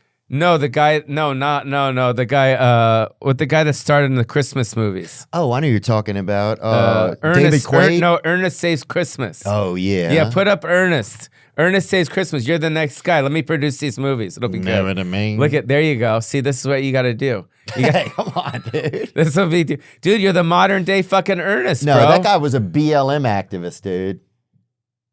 Look at this guy. How great would this be? We could do fucking Theo Saves Christmas. Theo fucking goes to on Theo vacation. saves $40 too. Chinese, go to his IMDb. Yeah, here we go. See, we could just take your head out, and put your his head out and put your what is this? Ernest Saves Christmas. Ernest goes to camp. Oh. So just change the name. Fucking Theo Saves Christmas. Theo goes to jail. Ernest goes to rehab. I could do. You know what I'm saying, dude? Ernest goes to detox. Dude, I would do a series of these, bro. That's what I'm saying, Ernest dude. goes to remedial reading. Dude, we Ernest can talk goes to court. Ernest goes to Africa. Theo goes to Africa. Theo goes to the army. This is you, bro. If Ernest goes to Africa, Ernest goes to the AIDS clinic, dude. Probably. I'm guessing, and no offense to Africa, those are rumors, and a lot of that's on Reddit. So what do you think? I mean, can you guys Photoshop Theo's head on top of his head? Well, that's the thing, Pauly. They're just gonna be able to, as long as they license you or whatever, they can put you in a movie, dude. But we got to do it for you. You're hot right now. This could be good. Scroll up to the top. Yeah, you don't want to fucking do a David Spade movie. Do that fucking Theo's scared and stupid. Theo's scared and stupid is perfect. I mean, you could just do your face. Put his face back up there. Put his dumb face. Dude, can you do blackface in the future? Let's be honest. No. We don't want to do that. Here, put his face Not back now, on. dude. Look at this. Wait, here we go. At least we should be able to do Native American face, right? Yeah, see this guy. Do this face right here. Do it. Yeah, that's what I'm saying. Hold on. Yeah. I mean, that's a fucking hit, dude. I don't know. I don't What think do you anything mean? alike. You got to do a series of movies. This is great. It's perfect timing. I don't know, man. Go I like straight just to being YouTube. here each week. Mm-hmm. But maybe, I don't know. I mean, the thing about Spade, I notice is this is what I heard about movies. It's fun if you're with your friends, dude. And if you have to be somewhere, stuck somewhere for a while and it's not your friends or you want to sit there every night and have dinner with, then it just seems like it's not as fun, you know? Yeah, that's why I could never be in that movie because Dave's in it.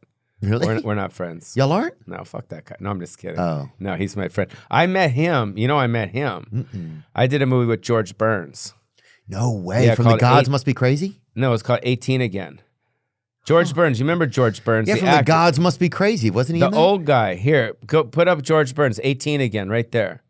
So this is George Burns. This was my first movie ever. George Burns was a comedian back in the day. I know who he was. George Burns. You lived to about 98 years old. Yeah, that guy. So I did this movie. See this guy on the left? His name's Charlie Schlaughter. So I played Charlie Schlaughter's best friend in 18 Again. Yeah, so didn't know that's where that. I met George Burns, and that's when I met David Spade, because David Spade was best friends with Charlie Schlaughter. So I've known David Spade since I was 19. Wow. Yeah. David's, how has he always had so much luck with the ladies? Be honest, man. I don't know. He's sexy. He's sexy. David's a close friend of mine. I think he's handsome. Sexy. He's one of the funniest guys. Yes. But how did he get so much? I mean, there's a lot of guys that are like that. That's Not like true. him. He's special.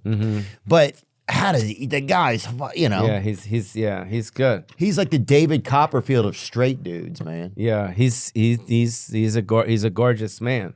Yeah, he's a gorgeous man. Well, is that true? I don't know. There you go. See, Ernest, we got to put Theo goes to school though. Yeah, these guys are fired. Yeah, you know what I'm saying? They have one job. They left Ernest on the thing, dude. Yeah, I'm joking, man. Put Theo goes to BLM rally too, dude. I'll fucking roll up at that bitch, hilarious. dude. Huh?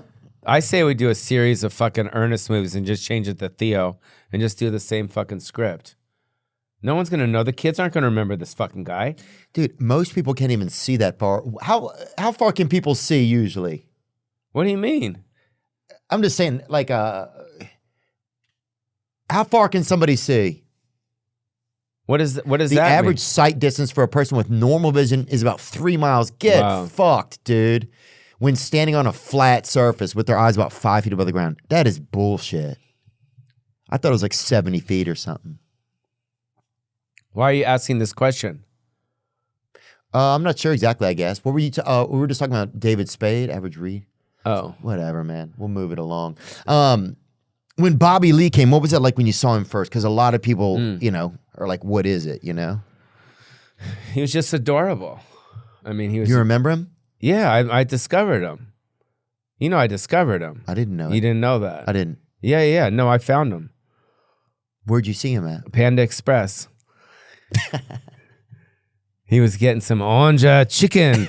No, I saw him naked at a Korean spa. Oh, yeah. No, for real. I saw him at he's from San Diego. Yeah. In it was a restaurant. Petaluma. Yeah, a restaurant called Brockton Villa. And he was like a server there. And I was there with my mom. I think I was there with my mom or my brothers or something. And I said, yo, you're fucking hilarious. Come to the Comedy Store. So I got him a gig at the Comedy Store. He was taking tickets. In La Jolla? Yeah, in La Jolla, the Comedy Store there. And you just thought he was funny from the interactions? Yeah, just because he was adorable. And then he started taking tickets at the La Jolla room, and then he started going up on open mic night. And then I would see him down there, and every time I'd come down there and play, I'd kind of put him up in front of me. And then eventually I took him on the road, and then he became a paid regular at the Riviera Hotel in Las Vegas when my mom was there to see me, and he opened for me at the Riviera Hotel in the late 90s.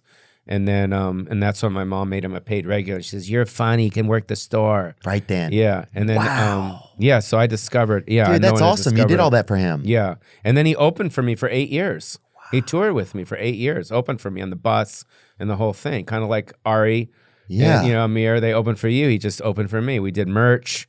I got videos of him fucking chicks. Yeah. Yeah, it's fucking great. I'm going to release him on the next time he's got something coming out, Oh, yeah. Yeah. Oh, this was Guest House. Wow. So you guys went through all that together. What was he like then? And what ethnicity was he? Because people were like, he's what Korean. Is he? He's not Korean? I don't know. Bring up Korea. You think he's like, you think he's from like Thailand or something? I don't know. He looks more like Osakan to me or whatever. Huh. But I don't know. Yeah, so I've written some scripts with him. I got a great script called Captured, where I capture him and put him in a cage in my backyard. Oh yeah. And we did this. He's done a lot of stuff with me. He's in Guest House and like they're feeding him pine nuts. He's an interesting guy, Yeah, no, he's one of a kind. Would he sleep all day back then, or was he more of a morning person? Because he's devolved into a nighttime. He's awake like 5 hours a day. It's definitely very specific style of living. Yeah, he I don't know. He would hide from me a lot. He'd always hide from me. One time he cried on the road with me.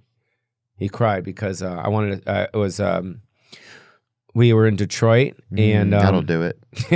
And sorry, dude. No, we were in Detroit and the road manager gives everyone their hotel keys. So Bobby goes to his key, and I just followed him to his room.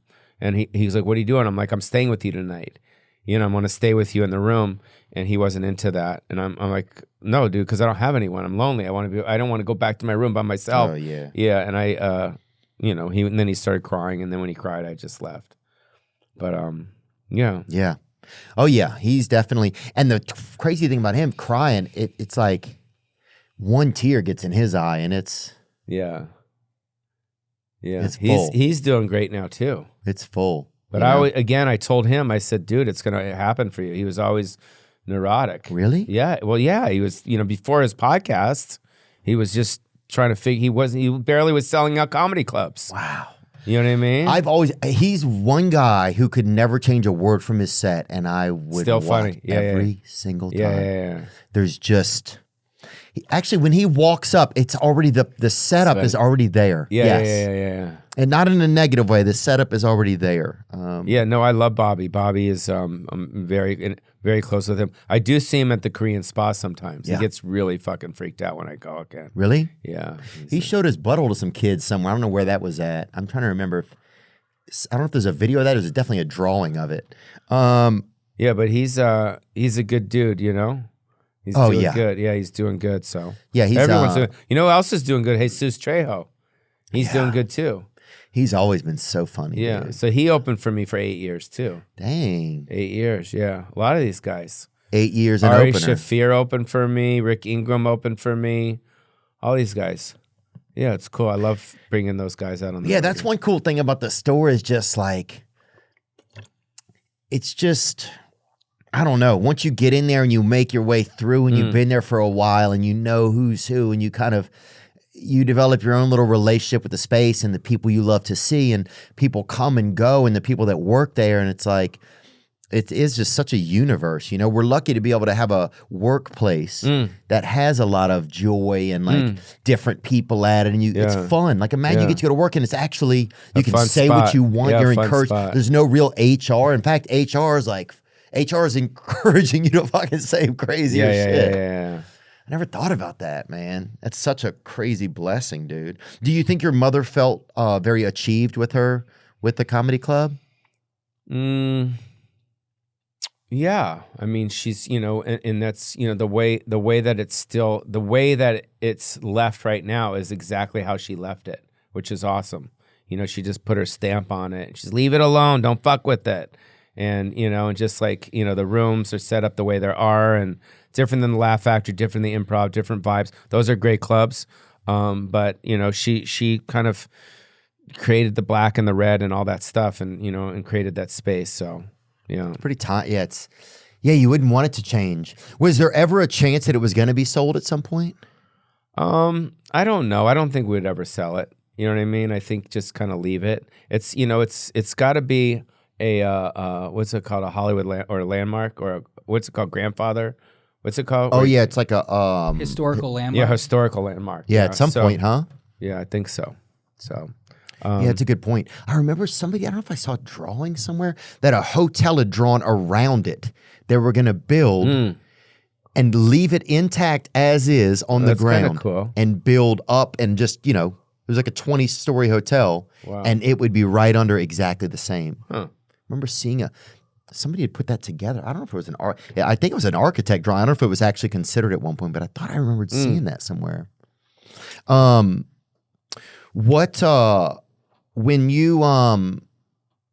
you look at your life and like maybe having a family, do you have any children? My dog.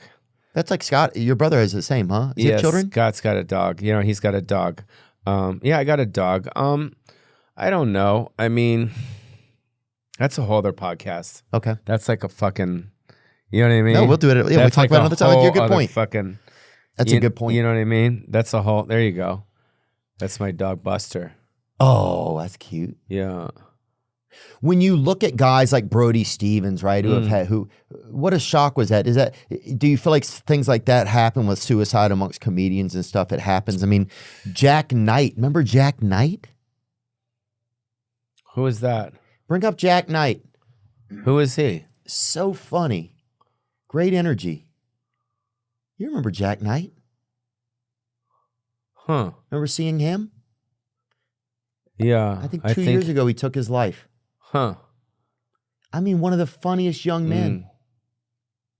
heartbreaking. Yeah, sometimes it's hard to get your mind to just fucking relax. You know what I mean? And I think it's important. It sounds kind of corny, but I think it's really important that everyone focuses on what they have as opposed to what they don't have. Yeah. And I think that is like the key. You know, like you got to focus on your blessings, you know, as opposed to, you know. Yeah, because the other way is a trap because there's no end to, you can like, yeah, focusing on what you don't have and try.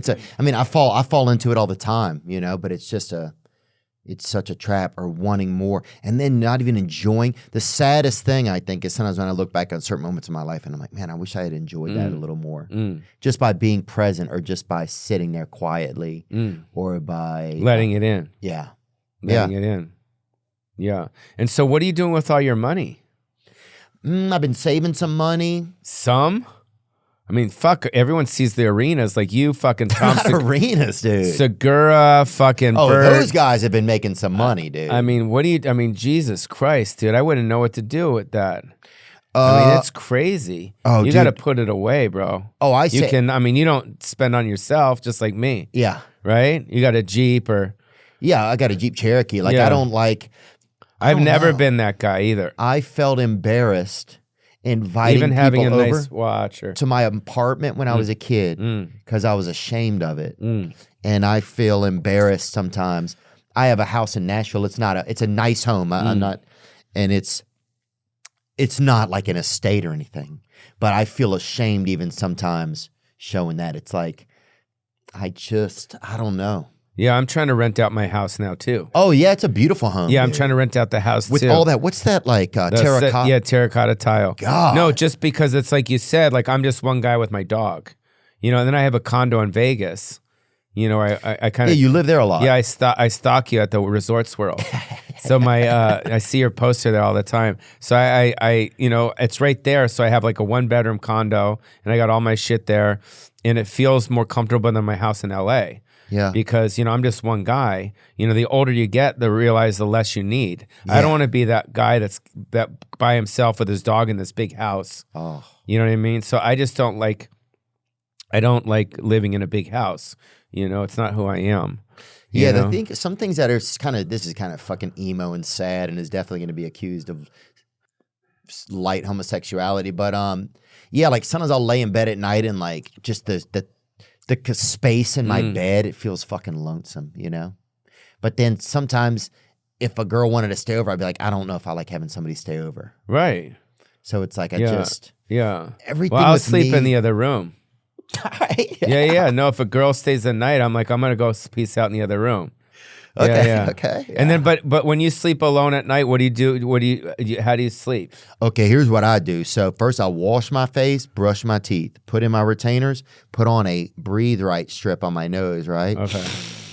I want all the. Is that from all the coke? I don't know what it's from. It could be just from having a big nose. It could be from cocaine. It could be a mix of things. It could be from Satan. Who knows what happened? So you put the stuff on here. Put the thing on, and then I'll lay down, put a pillow between my legs, get another pillow that I hold on to, set the air conditioner at 69 because I don't want to be too crazy. And then you start 69ing your pillow? And I'll pee. I will pee right before I go to sleep and hope I don't have to pee all night. That's my goal, is to not have to pee all night. And then what about sleep medication? Be honest. Yep. I'll take a couple Melatonin Chewies. Yeah. And then I'll take there's a pill from my doctor. It's a Xanax? No, it's Ambien? No, it's so light. It's like fucking. It's just basically like it's like a little queer nugget. I mean, this thing it'll barely do. And then nothing why to is you. it that you think you need to take the melatonin and this pill from the doctor? Wait, stop. Wait 3 seconds to answer. Think about it.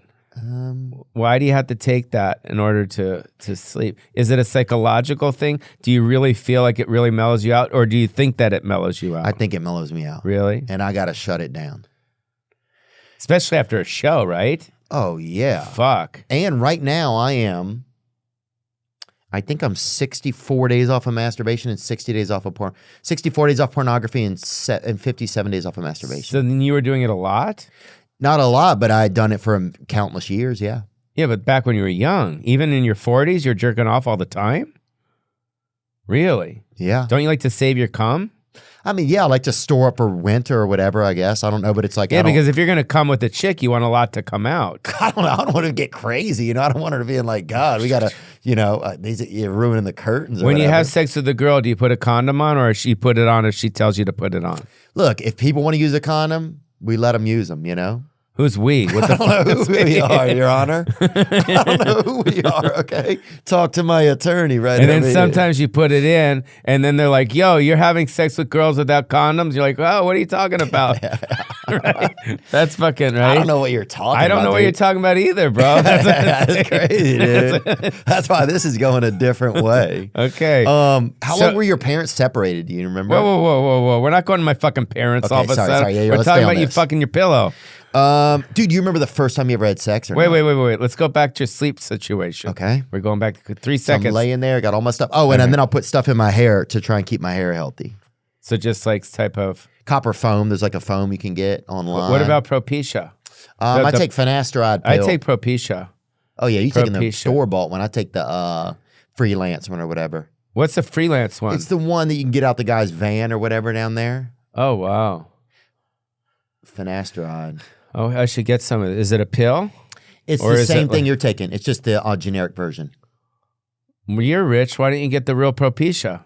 Yeah, but I'm fucking used to just the off-market Generic pills. Yeah. What about the generic Cialis? Oh, dude, I took the stuff from India for a while. Would make my legs sweat.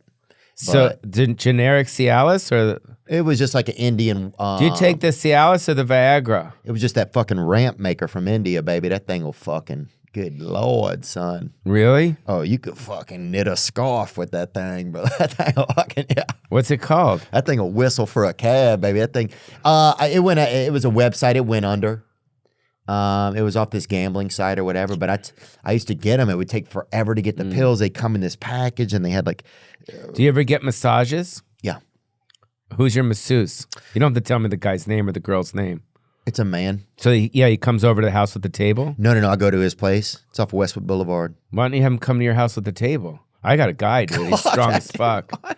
No, I got a guy. He's great. Dude, I don't need some guy to come over and touch me, dude. You know what I'm saying, bro? Wait, touching you at your house is different than touching at a fucking his facility? Who gives a fuck? You think I'm fucking Protestant or something, dude?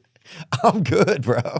Chinese. Yeah, I'd rather at least then I can leave. Otherwise, I have to tell the guy to. Yeah, I don't want some guy touching me at my fucking house, dude. Really? No. Huh. No, dude. Even if he's a professional masseuse and he just came from David Geffen's house? Dude, a professional masseuse is just some guy that printed something off the internet, dude. No, I got a guy who's really strong. Really strong. Okay, but how about this? And he comes to my house and he has a table and he's coming tonight because I'm flying to Raleigh tomorrow, so I want to get a little deep tissue before. But you tell me this. Say you go look online. We have nobody. I don't look online.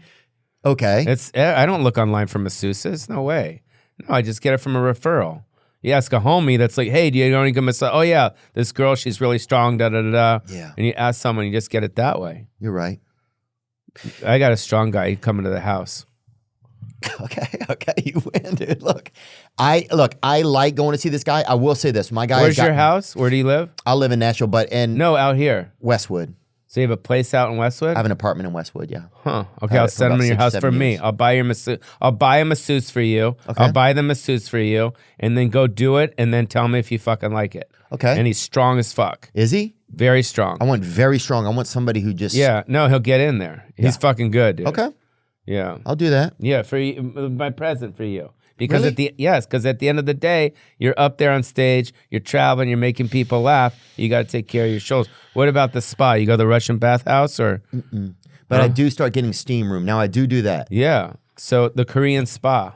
I do start getting steam room now, and it's good. I went. Yeah, you yesterday. have to. I didn't realize I needed to take care of myself. Dude, I do all the time. I go 5 days a week. Fuck, I didn't know that. So, dude, I fucking, it killed me, dude. My hair got thin, all kind of stuff because I wasn't taking care of myself. I just didn't know. Yes. And in Vegas, there's a place called Imperial Spa. Oh, I've heard of that. Yeah. And it's good. It's Korean spa. But also there's all those spas in the cold plunge and all that shit. Yeah. You got to do that. I got a cold plunge at home. My friend makes a good cold plunge, and he gave me one as a gift. And he was my first sponsor ever on my podcast. He used to own a pizza place here. Oh, wow. My friend Thomas, and he used to run a place called Gray Block Pizza, and then he moved to Bend, Oregon, and started making cold plunges. Cold plunges, yeah, out there with his buddies. Beautiful. Yeah, because it's all about sweating. What about the workout? What do you do with that? I get a trainer, like 2 days a week, and then I'll go myself probably 1 or 2 days a week. I'll do a little bit of yoga too. Stretch lab? Do you go to get stretched? No, I do my own yoga. That's good. Chiropractor? No, but I need to go this morning. I was looking at myself. I was like, Jesus. I got a good chiropractor out here too. Really? Really good. Yeah, I was looking at my body in the mirror. I was like, Jesus, what is that? Crooked? You know? It just seemed like it was like tight. Fucking, like it was like. Yeah. Like you got to sure do about that something. shit. My whole body looked like it just and wasn't dude, sure. You know what? I'm like 10 years older than you. Yeah. So it's like, this is the age where you got to start really stretching. Doing it. Yeah, that's the most important thing, and sweating. Yeah. Yeah, do it all. Yeah, I'm starting to learn a little bit more of that. Now you can only get kind of so famous, right? Like fame is different now. It feels like everybody's pretty popular, kind of. Everybody is, yeah. Because there's so much stuff to see quickly. It used to be you had to go see a movie and then those people would be famous. But now, in the time it would take you to watch a movie, you can look at 200 different people and all of them have a level of achievement to you. Do you feel like you got fame at like the best time? Yeah, I mean, I think it was the last great decade of it. I mean, if you look at the 60s, 70s, 80s, 90s, that was all kind of similar. And then once reality shows hit, the Real World, I think that was like the first reality show, which was in the mid 90s. Yeah. I think that's when things got fucked up. Yeah. But yeah, no, it was, it was pretty. Dude, that's so crazy. Like, did you ever get to party with like Michael Jackson? No, I met him once. You did? Yeah, I met him once, but it wasn't like we hung out. It was just like a high type thing. But I mean, back in the MTV days, I met a lot of, But do you remember the sound of his voice or anything or no? Hi, what's going on? Hi, Pauly. I like your music video show. It's very cute. Really? Yeah. He was fucking amazing. Yeah. I mean, God. Yeah, he was like meeting him. You look at guys like Bruno Mars, super talented, right? But not Michael Jackson. Yeah. Or Prince. These guys were like, another level, yeah. And they had a level of mystery and there was like, yeah. But yeah, there was just so much, I don't know. But also MTV was the biggest thing in the world. Yeah, it was the biggest thing in the world. And it was the only thing between that kids watched, yeah. Yeah. You're watching MTV? Come over, let's watch MTV. Yeah, let's watch MTV. Crazy. Remember TRL? Oh, yeah, Total Request Live. Yeah. And who was the host on it? Carson Daly, yeah. Carson Daly, dude. And he'd toss to like Britney Spears or Korn, Limp Bizkit, Wyclef. Yeah, this was like one of the last great eras here. Britney Spears. Do you ever get to party with her? Not really. No, not really. She's in her own thing. She did steal my table recently in Las Vegas. Oh, she showed up at a club? I was having dinner at Catch in Vegas over at the Aria. And I went to the bathroom and then she fucking, I guess, she hit some security guy and then she went in and then I come back to my fucking table and she's sitting at my table. By herself? No, she's with her boyfriend or husband or, here, look at this right here. She keeps getting different husbands or whatever. Yeah. Yeah, so look, she touches this guy and the security hits her in the face. Wow. Yeah. Baby, one more time. And then she runs into the Catch. And I didn't care. You know what I mean? It's not like I'm, get out of my table. But she ran into Catch because she was probably embarrassed. Yeah, and she went in there and I was like, all right, just give me my fanny pack. You can have the table. I don't care. And did she say anything or no? She said sorry. It's all good. Wasn't a big deal. How did she seem? Okay? She seemed buzzed. Yeah. But she's from where you're from. Oh, dude, you can get buzzed down there. Right? Oh, just looking at your cousin, yeah. Get you hard. Or not hard, buzzed, I meant. Yeah, no, I know. Down in Louisiana. There's no comedy clubs in Louisiana. Isn't that crazy? Do you remember there used to be the Baton Rouge Funny Bone? Did you ever go to it? Yes. Bro, that place had a strip club across the street. Yeah, we used to do comedy down there back in the day. I played a lot of clubs back there, back in the 90s. New Orleans didn't even have a club. The what? New Orleans doesn't have a comedy club. This is where it was. Oh, across the street. Oh, wow. right there. That was it. The Funny Bone, baby. Wow. Baton Rouge Funny Bone. And rest in peace. Is that the strip club, the Penthouse? That's hilarious. Yeah, that was it. Oh my God. Down there on Bennington Ave, baby. That's where I got my start, right over there. Yeah. And then, yeah, dude, what happened to me? I went to the store. I was on the porch one time, right, getting a beer. I was just coming out here, and Tommy comes out, and he's like, haven't seen you in a while. Right. And bro, I'd never been there. I think he had me confused with somebody. Oh, that's fucking hilarious. He's like, why don't you come in tomorrow? I'll give you a spot. Right. I'm like, all right, fuck. What year was this? Shit, I don't even know. 2017, maybe? No, that's insane. No, 2007. Yes, yeah. Years. Sorry, dude. What the fuck? 17. My calendar's broken. Pauly Shore. Yeah, man. I'm glad we got to sit down finally. Me too. I would love to talk again we'll talk about the relationship stuff one day. Yeah, because I think we're similar. Yeah. There's like a lot. It's tough. You know what I mean? Yeah. You know, and there's also something nice about being alone. You know, and having that space. grows over time too. Yeah. You know, and you always get people asking the same thing, which is what you asked me, do you want kids? And there's like a long pause. And like, with the right situation, I think I would. Yeah. And I'd be a good dad. I know I'd be a good dad. And everyone says that to me. Yeah. You know, because I love not to compare my dog to a kid, but I treat my dog great and I love being with him and I feel like it's my kid. Yeah. You know, so, yeah. And then also another thing is like my parents are deceased and I don't have that. So right, it's like, you know, so you start a new life, you know, because I'm an orphan, you know, and I want to, you know, start a new life and look at my next 20, 30 years. And I think it'd be cool to have a kid, you know? Yeah. But again, like it's got to be the, you know. And to make them laugh, dude. That would be cool. Yeah. Make your kid laugh all the time. Or what if they don't even laugh at your jokes? You're like, damn, my hilarious. Kid is That'd be even funnier. Member. That would be fucking funnier.